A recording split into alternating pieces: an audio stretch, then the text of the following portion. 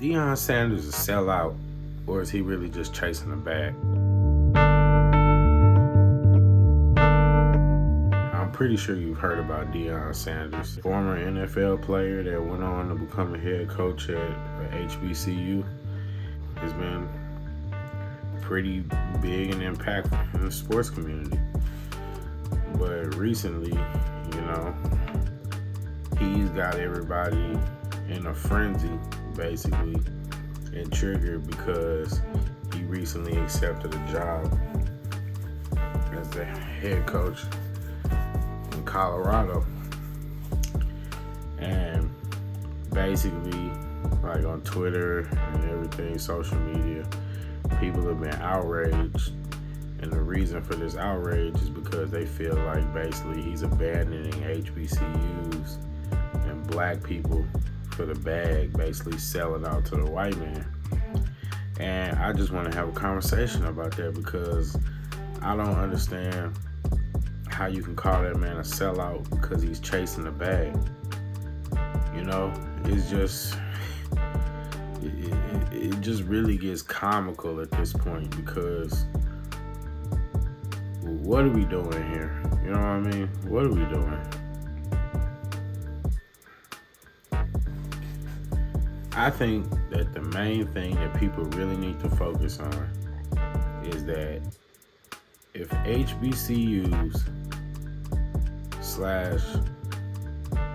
/ black organizations want people to stay with them and not go to other organizations where they can make more money, then the simple solution is they need to pay them more. You have to pay them more. If you want them to stay, pay them more.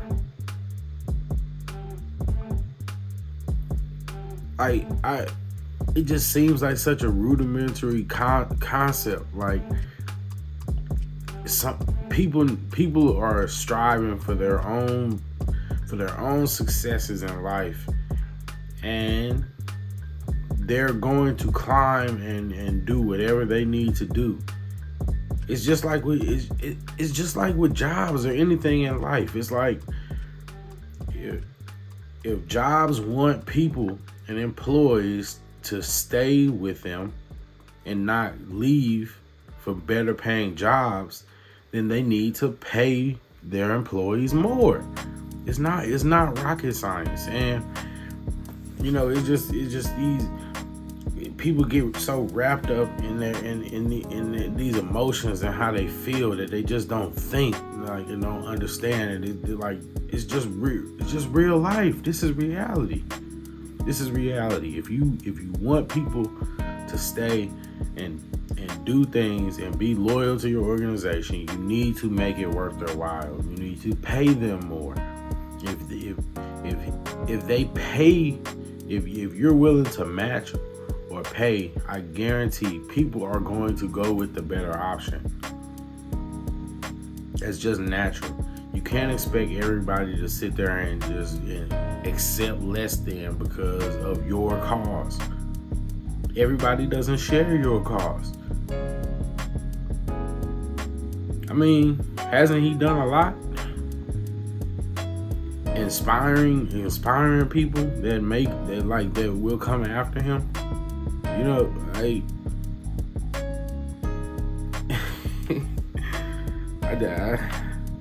I just don't get it, man. And that just brings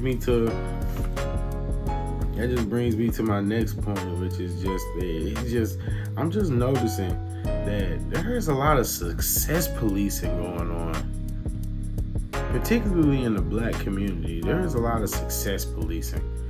I notice it in the leftist woke community too, but it's particularly bad in the black community because who the are you to sit up and try to determine what somebody else's threshold or the limit of their success or the heights that they can reach or that they should reach in accordance to your morals?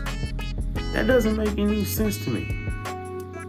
You don't get to determine how high somebody can climb on the success ladder because it aligns with your morals or your values. Who are you to tell that man that he shouldn't go after the best paying coaching position that he can? That's some selfish shit right there, man. I'm just gonna be honest. That's that crab in the barrel mentality. It's like, oh, well, we want you to stay and suffer with us. When, how do you know that he can have the same impact on people, or even more of an impact at a bigger university? It's just selfish, man. It's just. Then this idiot on Twitter says, well, isn't 600K enough after making millions and millions in the league? And if all you chase is money, you will never be happy. Blah, blah.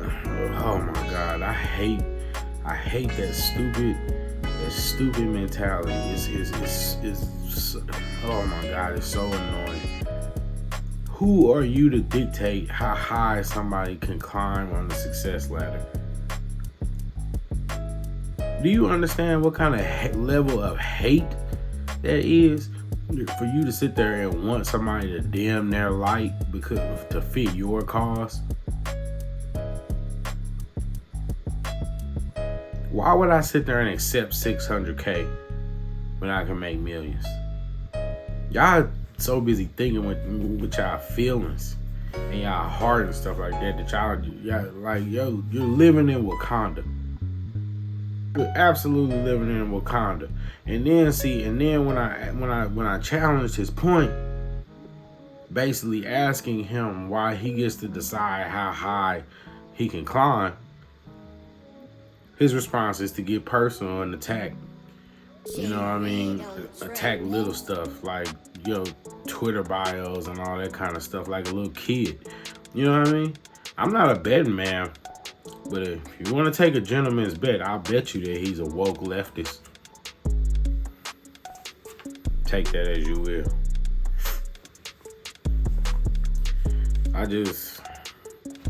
The other thing that's really been bothering me about this is another example of the victim Olympics on full display. Hear me again. This is an example of the victim Olympics on full display. What is one of the first things that people were saying? One of the biggest complaints that people were making? Oh, well, what about the kids? What about the kids who came here because Deion Sanders was the coach? Or what about the people who dropped everything because Deion Sanders was the coach? Or what about the people who are looking up to him and now they'll think that they have to go to the white man's school? Like, these people are literally insane. They're literally insane. This man, Boyce Watkins, literally compared it. Boyce Watkins literally compared this to